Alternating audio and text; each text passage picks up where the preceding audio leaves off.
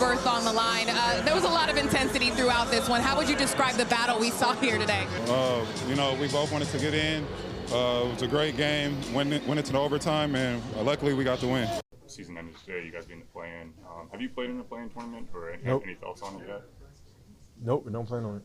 So, when you're playing for high stakes, this is when the stars come to show out, and with all 4 players of Steph Curry, Jimmy Butler, James Harden, and Kawhi Leonard all putting up at least 30 points, it made for a great matchup, but the Clippers' elite duo were the ones who led their team to a W, which secured the 5th spot in the West. During this game, we seen all aspects of Kawhi and James Harden's skill, as when Harden identifies this angle to attack the basket, he does so with aggression, so this makes Draymond have to step up, which now makes Steph have to slide down on his backside to take away the pass to Zoo, and if you're to look towards the middle of the floor, you can see that Jimmy Butler now has to split the ground between 2 Clipper players on the outside. Now this pass to the corner would be the most predictable one, so that's why you see Jimmy fly out that way, but in basketball, it's key that you're unpredictable and can also make reads on the fly, as Harden instead sends it out to Kawhi near the top of the key, and this one right here is straight cash. With guys slamming it home over star players with relentless force, and pulling up from 30 feet to nail buzzer beaters, this Clippers team was locked in on a whole nother level, so when the doubles are sent at a guy like Kawhi in the clutch, he can stay patient to pull the double out far so the floor opens up even more, and with some synergy between teammates, Duncan places right on the money for Zoo to punch home the alley-oop.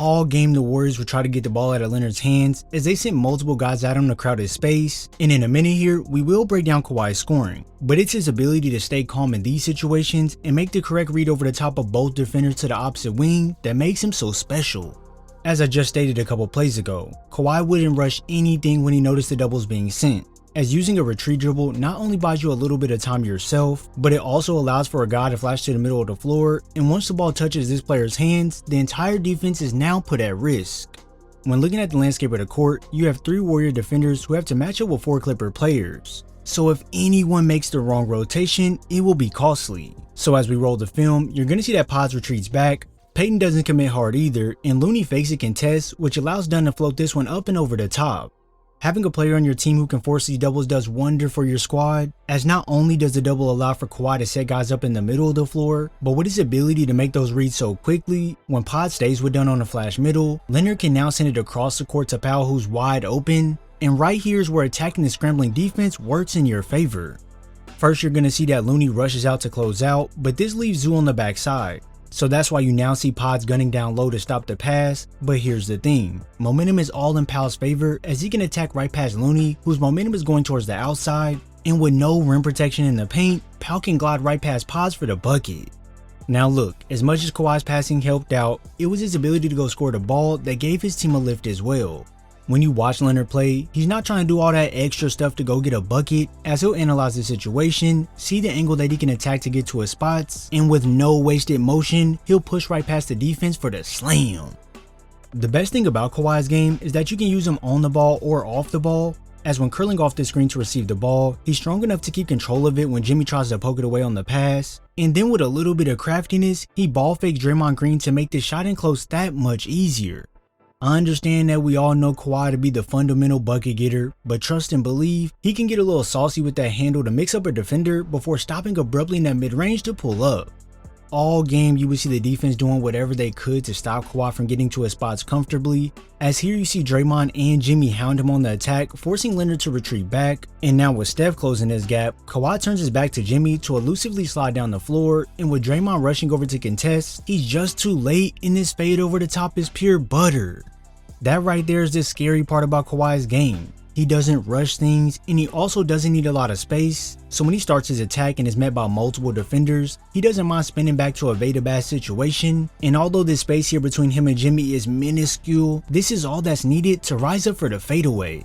You'll see it again here on this action, as all it takes is a simple jab step to make post back up, and look what we have, a gap wide enough to pull up over the top, and when Steph doesn't want to switch, but Jimmy is too late to get back to Butler due to being hung up on a screen, you've now given him enough time and space to connect from deep range. This offensive clinic Kawhi was putting on wasn't the only fire the Warriors couldn't put out, because even when defenders guarded him close and forced him into creating a shot late in the possession, Harden found that slither of space to break through to get the shot up, and off the glass at the buzzer it falls. James Harden lately has looked like a refined version of himself, as we're seeing him nail tough step backs in the corner over defenders who are smothering him. And with the game in crunch time, he decides to ISO out an elite defender in Jimmy Butler to get into his signature ISO, and mama, there goes that man.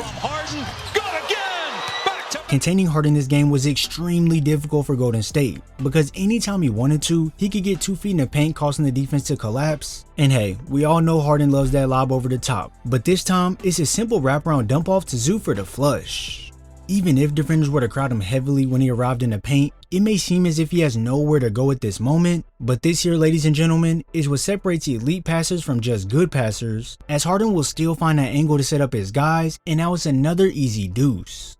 Having that absurd ability to find guys time and time again is what opens up Harden's game to the fullest, because now when he starts attacking, the defenders have to think to themselves, is he gonna lob this over my head, or will he decide to float it? And well, it's good that the defender is trying to process this, but if you're not quick enough or make the wrong decision, that's when you see guys hesitate to step up due to that lob threat they're used to seeing, and James can now easily place this off the glass to grab 2 points. Trust me, I get it. I understand that you want to take away all his looks on the floor, but you can't do so while having closeouts like this, as all you did was allow James to fly right past you to the rack, and if that wasn't bad enough, it's like the lob puts crazy fear into Draymond's heart, as he doesn't even try to contest Harden on this attack, and how's that for the Defensive Player of the Year candidate? Now hey, I'm slightly joking because I kinda get it, because if Dre does step up, well this will be his fate every single time. In this game that me and you love called basketball, it's truly all about picking your poison when you have elite players on the floor, as on this play, you're going to see Kawhi and Dunn in a 2-man action on the opposite side of the court, with Harden in this slot area controlling the ball. Now with Curry not wanting Kawhi to receive the ball, he denies this pass completely, which is a good thing. But on the flip side, I want you all to look at the middle of the floor. Yeah, the paint is wide open. So with the shooter and Powell on the strong side, Hill can't really help over. And like we've been discussing in plays previously, that lob is something the defense doesn't want to give up at all. So when Harden makes his way to the basket, Looney is scared to even fully commit, and buckets like this are just a warm up. The Clippers have just found many ways to dismantle your defense, such as if you get caught out of position on the screen, Harden can send it right over the top to Kawhi for the backside lay. If you choose to double the big man Zoo on the catch, he can send it back out to Kawhi for an immediate triple. And with that vintage salsa dancing, Harden can now throw a defender in a tortilla, and now it's time to eat. Toe tap 3. James Harden With the Clippers taking home the dub, they now have much needed rest as they look to play the Nuggets in round 1, and I want you all to drop in the comments below on how you think that series will go and why. If you enjoyed this video, be sure to drop a like, subscribe, and turn on post notifications so you're first to know when I upload. This playoffs will be grueling, and if you want to support me further, go ahead and consider signing up for my Patreon below, which helps me make these videos. I thank you all for your support, and I'm gonna see y'all in the next video.